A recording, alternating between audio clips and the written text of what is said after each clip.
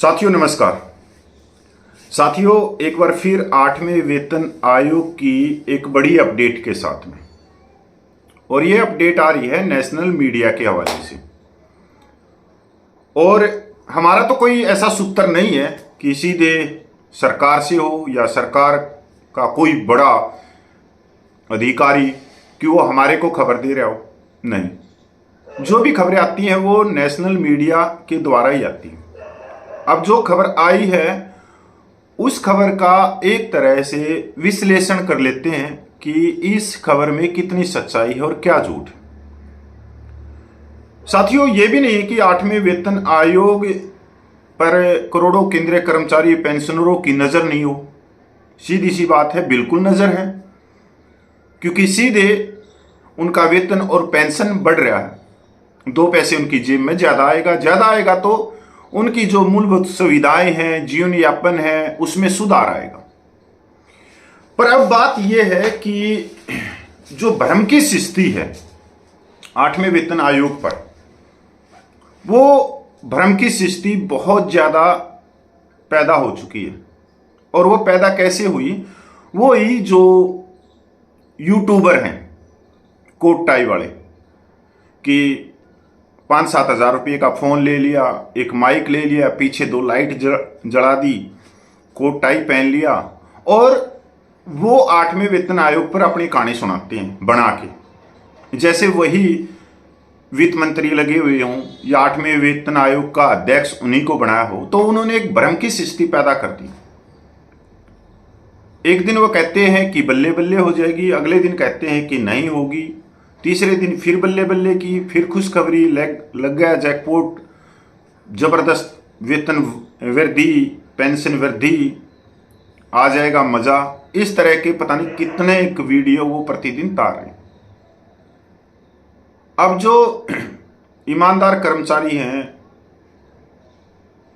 जो पेंशनर हैं, जिनका गुजारा वेतन और पेंशन पे हो रहा है, तो वो भी उनके वीडियो को देख के सपनों में खो जाते हैं कि भाई बस अब कल ही वेतन और पेंशन में बढ़ोतरी हो जाएगी। तो साथियों मैं इन्हीं चीज़ों का एक तरह से विश्लेषण करके लेके आता हूँ कि ऐसे नहीं है, और असल में सच्चाई ये है। आज जो खबर आ रही है वो आ रही है, आप ऊपर देखोगे न्यूज़ 24 में।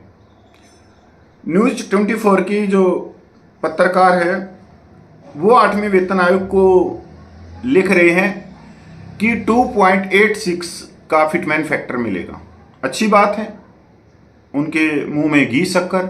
अगर चलो बाजते की लंगोटी ही सही, अगर 2.86 तक भी ये खींचते हैं तो एक बार पूरी खबर पे चलते हैं। ऊपर तो वही लिखा हुआ है कि 7वां वेतन आयोग का स्थान ले लेगा।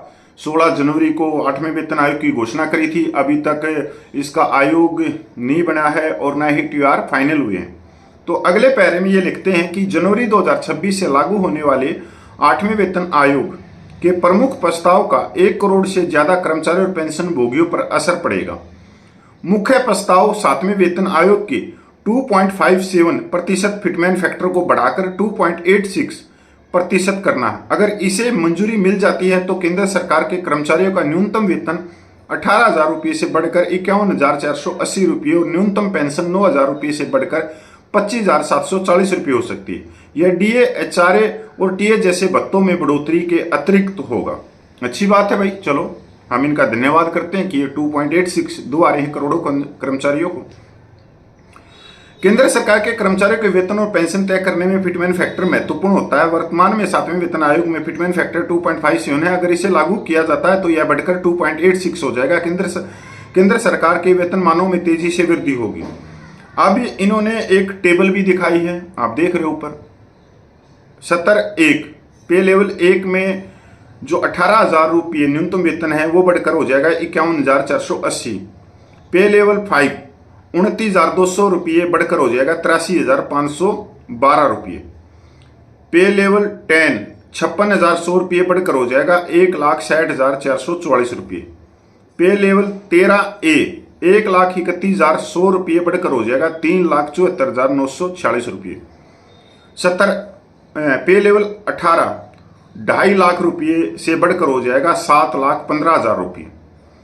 और आगे ये लिख रहे हैं कि केंद्रीय मंत्री अश्विनी वैष्णव ने कहा था कि 1947 से अब तक भारत में 7 वेतन आयोग गठन हो चुका है। आखिरी 7वां वेतन आयोग था फलाना धक्कड़ लहसुन प्याज ये रुपये। अब 8वें वेतन आयोग की अद्यतन शिस्ती। सरकारी कर्मचारी राष्ट्रीय परिसंघ GENC जो स्वायत्त और स्थानीय निकायों सहित लाखों केंद्रीय और राज्य सरकार के कर्मचारियों का प्रतिनिधित्व करता है, ने हाल ही में केंद्रीय कार्मिक लोक शिकायत और पेंशन राज्य मंत्री डॉक्टर जितेंद्र सिंह को एक पत्र लिखा था और वो उनसे मिले थे। पत्र में GENC ने 8वें केंद्रीय वेतन आयोग CPC तत्काल गठन की मांग की और उन्होंने बताया कि 7वें वेतन आयोग की सिफारिशें 1 जनवरी 2016 से लागू होनी शुरू हो गई थी। आमतौर पर वेतन आयोग का गठन समय पर वेतन संशोधित सुनिश्चित करने के लिए काफी पहले किया जाता है। 8वें वेतन आयोग के गठन में देरी से 1 जनवरी 2026 को होने वाले वेतन संशोधन पर असर पड़ सकता है। चलो भाई, ये थी न्यूज 24 की न्यूज। अब जो पे लेवल 18 है जिसका 2.5 लाख रुपया वेतन है। 2.5 लाख वेतन किसका होता है? जो कैबिनेट सचिव होते हैं, DIG होते हैं, भाई जनरल हैं सेनाओं के, इनका होता है 2.5 लाख। वो बढ़कर हो जाएगा 7,15,000 रुपये। यहाँ पे थोड़ा सा दिमाग हिल रहा। क्यों? क्योंकि अगर 7,15,000 हो रहा है और किस हिसाब से करेंगे, क्या 7 पे कमीशन की तरह ही फिटमैन फैक्टर अलग अलग पे लेवल पे दिया जाएगा? जिसका वेतन कम है उसको 2.57 पे कमीशन में दिया गया था और जिसका वेतन ज्यादा था उसको 2.81 दिया गया था। अब भ्रम की स्थिति और ज्यादा उत्पन्न हो रही है कि सरकार ना तो अभी तक 8वें वेतन आयोग का नोटिफिकेशन निकाल सकी है, ना ही टर्म्स ऑफ रेफरेंस फाइनल कर सकी है। तो वेतन आयोग तो आगे बढ़ ही रहा है, इसमें कोई दो राय नहीं। कि सरकार क्या देगी क्या नहीं देगी ये तो गर्व की बात है। पर अगर हम इस खबर पे भी ध्यान दें और साथ ही साथ जो जी न्यूज की में एक खबर आई थी जिसको मैंने कल डाला था वीडियो बना के, अब जी न्यूज ने जो कहा वो भी ध्यान देने वाली बात है कि सूत्रों के हवाले से आयोग सिर्फ 8 महीने में अपनी रिपोर्ट दे देगा, अगले साल जून तक 2026 तक, और 2026 की दीपावली से पहले वेतन और पेंशन रिवीजन हो जाएंगे 8वें वेतन आयोग के अनुसार, सूत्रों के हवाले से। अब यह भी बहुत बड़ी खबर है कि 8 महीने में रिपोर्ट अगर आयोग दे देगा तो बहुत बड़ी बात है और एक तरह से ये एक रिकॉर्ड भी होगा। पर अगर हम इस खबर के थोड़ा सा पीछे जाके सोचें या ऊपर बैठ के देखें, ऐसा नहीं लगता कि सरकार ने 9 महीने हो गए 8वें वेतन आयोग के ऊपर काम करते हुए और अभी तक नोटिफिकेशन नहीं निकला, या सरकार ने पूरा काम कर चुकी है 8 महीने में, फिटमैन फैक्टर से लेके सारी चीजें फाइनल कर चुकी है।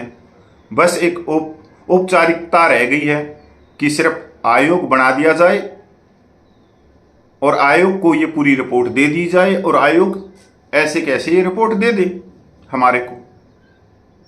कहीं सरकार ही तो फाइनल नहीं कर रही है 8वें वेतन आयोग को।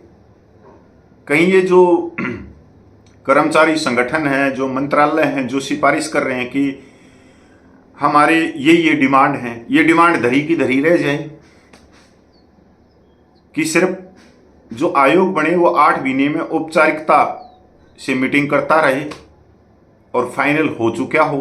क्योंकि 8 महीने के अंदर अगर रिपोर्ट जारी है सरकार के पास में तो उसको बहुत काम करना पड़ेगा आयोग को, पूरे देश भर के चक्कर काटने पड़ेंगे, सभी स्टेट गवर्नमेंटों के जो प्रतिनिधि हों उनसे मिलना पड़ेगा, जो मंत्रालय हैं बड़े उनसे मिलना पड़ेगा, फिर जो बड़े बड़े संगठन हैं उनसे मिलना पड़ेगा। तो एक दिन में तो सभी संगठन और पूरे देश में नहीं घूम सकते। अब 28 तो राज्य, 8 केंद्र शासित प्रदेश, फिर सेंट्रल गवर्नमेंट के 65 लाख कर्मचारी अलग अलग मंत्रालयों से जुड़े हुए हैं, उनकी सब से मीटिंग होनी है। तो साथियों, अब जो नेशनल मीडिया में आ रहा है या गोदी मीडिया में आ रहा है, उसने बहुत ही भ्रम की स्थिति पैदा कर दी। और एक तरह से जिस तरह की ये खबरें आ रही हैं, इससे करोड़ों कर्मचारियों का, पेंशनरों का मनोबल टूटा है। अब तो कर्मचारी और पेंशनर ये भी कहने लगे, आप जाके कमेंट पढ़ लेना, जो देगी दे देगी सरकार, बस जो हमारे पास में करे उसको ना छीन ले। अब चिंता 8वें वेतन आयोग की नहीं है कर्मचारियों को, पेंशनरों को। अब चिंता इस बात की है, कहीं सरकार जो पेंशन हमारे को मिल रही है, कदे इसी पे हाथ साफ कर दे। क्योंकि ये जो भ्रम की सृष्टि है, ये गोदी मीडिया ने फैलाई है, कोट टाई वाले यूट्यूबरों ने फैलाई। अब सवाल तो कोई कर नहीं रहा, क्योंकि मीडिया भी बहुत बड़ी ताकत है। अगर मीडिया अपना सही कर्तव्य निभाते हैं तो सरकार के भी कान खड़े हों। अगर 9 महीने हो गए 8वें वेतन आयोग की घोषणा करे हुए और उस पर कोई काम नहीं हो रहा हो, अगर सभी मीडिया, सभी यूट्यूबर जो चैनल हैं, वो एक दिन सरकार से प्रश्न पूछ ले कि आप 9 महीने से क्या काम कर रहे हो, 8वें वेतन आयोग के ऊपर आप अपडेट क्यों नहीं दे रहे देश को, कर्मचारी वर्ग को, पेंशनरों को, यह अपडेट कौन देगा? सरकार ही तो देगी।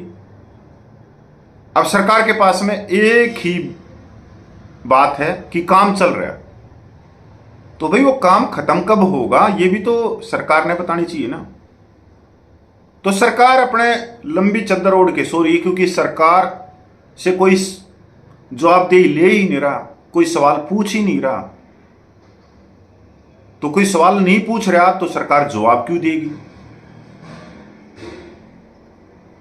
अगर आप देखते हो कोई भी सवाल पूछता है, कोई विपक्ष की पार्टी पूछती है या कोई और व्यक्ति पूछते हैं, तो सरकार कॉन्फ्रेंस करके उसका जवाब देती है।